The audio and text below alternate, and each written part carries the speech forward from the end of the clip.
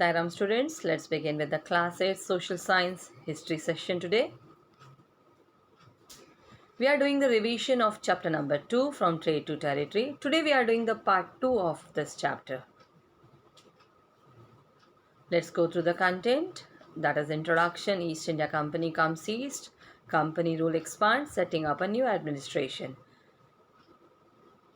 Last time we saw East India Company comes east. Under that we have seen the topic East India Company begins trade in Bengal. Then we learnt about how trade led to battles, and even we learnt about the Battle of Plassey. Now in today's session we are going to learn about company officials become nabobs. Now, before starting with that, to make you understand the meaning of nabobs, actually after the defeat in in the Battle of Plassey, the actual Nawabs of Bengal, they were forced to give land as well as a vast sums of money as a personal gifts to the company officials. This is what was demanded from them. So Robert Clive himself amazed a fortune in India. He had come to Madras, that is in the year 1743 at the age of 18. He came from England. When in 1767 he finally left India after being the Governor General twice, he had got a good amount with him. Then the British Parliament took notice of this wealth and tried him. Though he was acquitted, he committed suicide in 1774. Actually, when it was like he himself also made such a he became wealthy person after coming to India only after becoming the Governor General, right? But when he was asked to remove corruption in company administration, then he himself was cross-examined in 1772 by the British Parliament, which was suspicious of his vast wealth.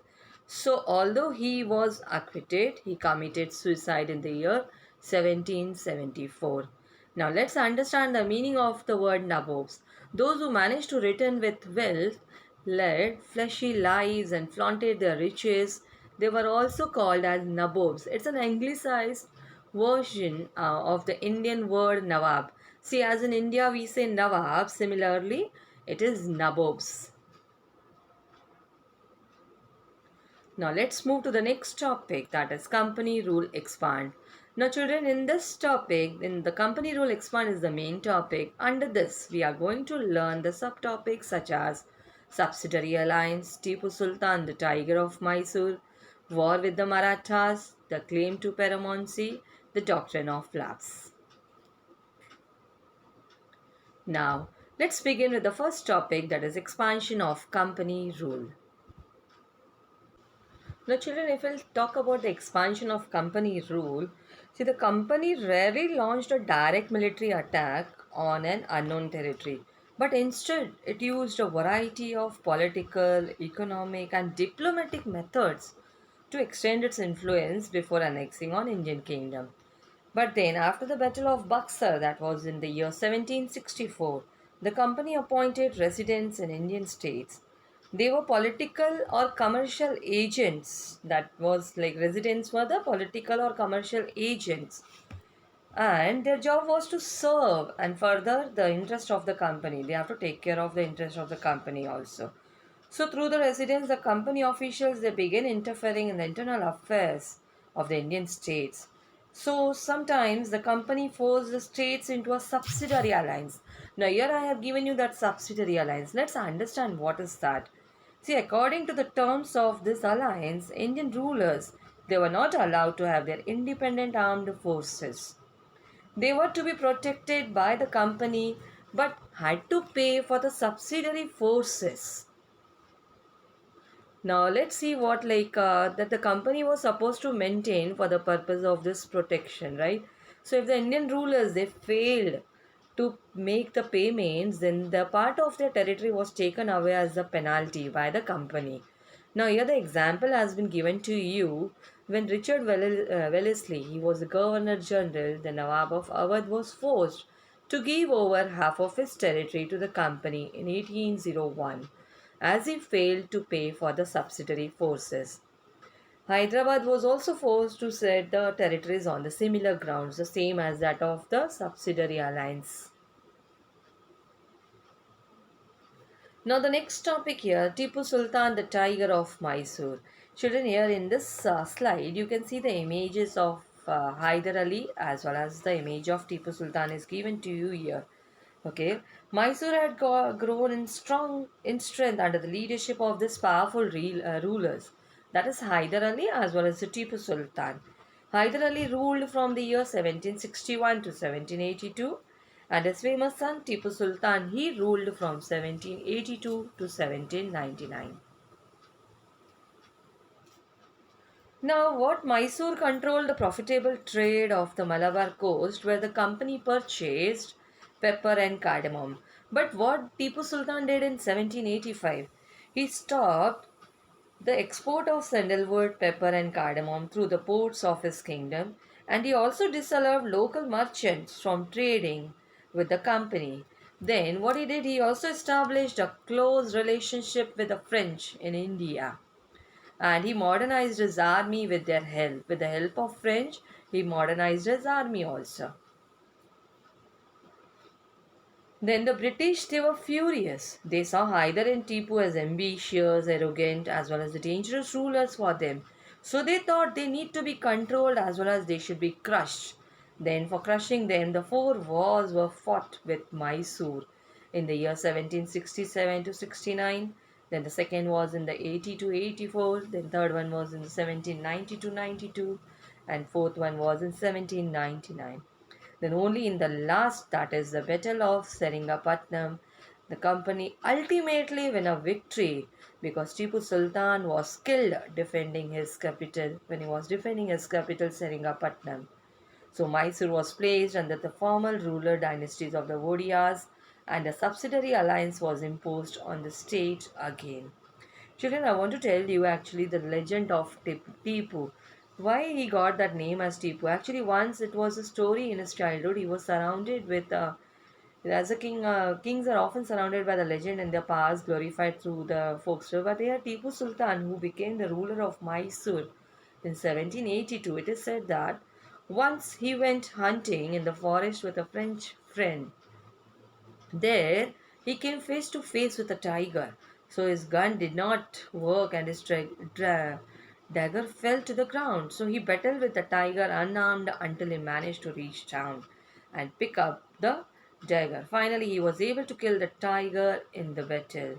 After that, he came to be known as the Tiger of Mysore. Now let's move to the next topic, that is war with the Marathas. From the late 18th century, the company also sought to curb and eventually destroy the Maratha power. With the now they were divided into many states under different chiefs. Chiefs means the Sardars here, belonging to dynasties such as the Scindias, Holkars.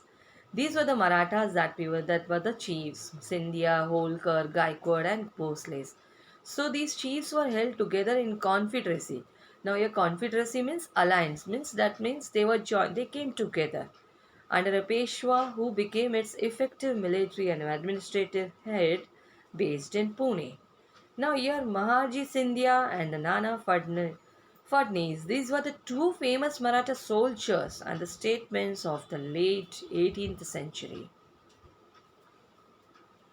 But the Marathas, they were subdued again in the series of wars. In the first war that ended in the year 1782, that were the Anglo-Maratha wars, right? Now, first war was ended in the year 1782 with the Treaty of Salbai. Then the second Anglo-Maratha war was fought on different ground, resulting in the British gaining Orissa and the territories north of the Yamuna River, including Agra and Delhi.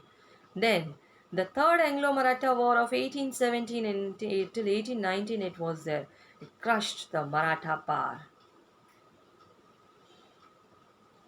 Then finally, what happened? The Peshwa was removed and sent away to Bitur near Kanpur with a pension. Then the company now had the complete control over the territories south of the Vindhyas. Now, the next is the claim to paramountcy. See, it is clear that from the 18th century, the company pursued an aggressive policy on of territorial expansion. They wanted to have the different policies so that they can expand their control over our economy or our Indian states. So under Lord Hastings as the Governor General, he was there from the year 1813 till 1823. Again, a new policy, that is a policy of paramountcy, was initiated. Now, what that policy was saying, now the policy claimed that its authority was paramount or supreme, hence its power was greater than that of Indian states. Now, here what happened here, it is like once that policy, the new policy of the paramountcy was declared, its power was greater than that of the Indian state. So, in order to protect its interests, it was justified in annexing or threatening to any Indian kingdom. So, this continued to guide later as well as the British policies that were imposed on the Indian states. Now, this process, however, did not go unchallenged. For example, when the British tried to annex the small state of Kittur, now here you have shown the image also of a statue of the Queen of Kittur, that is Rani Channama. Her statue has been shown here. When the British tried to annex the small state of Kittur in Karnataka, that is today's, Rani Channama took to arms and led an anti-British resistance movement. She was arrested in the year 1824 and she died in prison in 1829. But then Rana, a poor chowkidar of Sangoli in Kittur, carried on the same resistance. With popular support, he destroyed many British camps and records. He was caught and hanged by the British in the year 1830. Then in the late 1830s, again the East India Company, they became worried about the Russia also. It imagined that Russia might expand across Asia and they can also enter India from the northwest side, right? So driven by this fear, what they did, the British now wanted to secure their control over the northwest also. So they fought a prolonged war with Afghanistan between 1838 and 1842 and established indirect company rule there. Then what they did, they fought a prolonged war with Afghanistan between 1838 and 1842 and they established indirect control, company rule on our country. Then Sindh was taken over in 1843. Next in line was the Punjab, but the presence of Maharaja Ranjit Singh held back the company. Then again the two Anglo-Sikh wars were there in the year 1845 to 46 and the second one was in the year 1848 and 49. So first we saw about the Anglo-Mysore wars, then Anglo-Maratha wars, then the Anglo-Sikh wars. So these two prolonged wars were fought with the Sikh kingdom. Ultimately in 1849, Punjab was annexed by the Britishers. So children, let's have a quick recap of what we have learnt in the today's session. So children, today we have learnt company officials become nabobs, and then we saw the second topic. Under that we have company rule expands. In that we have learnt about the subsidiary alliance, that is a policy of the Britishers. Then Tipu Sultan, the tiger of Mysore.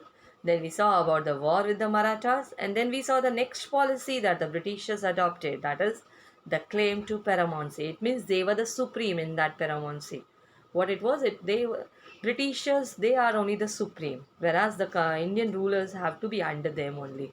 Now, children, the remaining topic, still one more policy, that is the doctrine of lapse, and the next setting up a new administration. That topic we are going to learn in the next session. Till then, take care.